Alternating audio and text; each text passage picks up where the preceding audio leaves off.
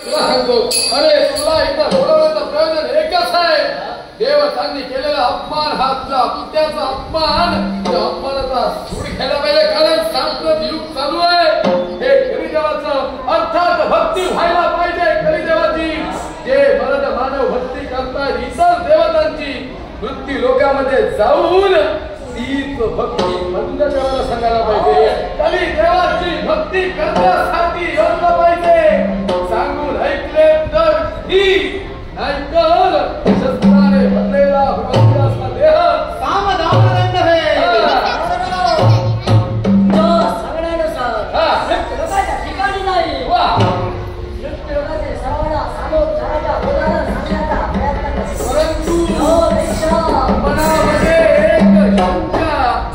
मनामध्ये एक शंका आहे.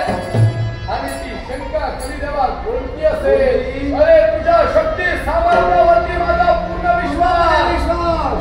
विश्वास आहे.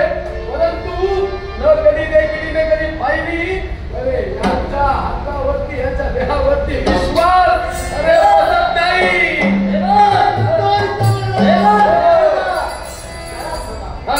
प्रथमता सांगतो, अरे देहावर कधी विश्वास ठेवू नये, तर देहातील पराक्रमांवर ठेव.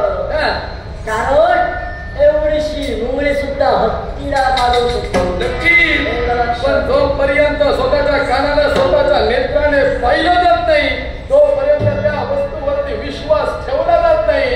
अरे सामर्थ्य पाहिलं तुझ्या बापाचं, सामर्थ्य त्याच्यामुळे तुझ्यावरती विश्वास अरे वासा बसत नाही. तुमचा माझ्यावर विश्वास बसणार मुळीच नाही. आजच्या ग्रंथाला असे कशाला? मग तुला या माझ्या बाळाचं सामर्थ्य माहित असेल तर मग या मी तुझ्या मला हा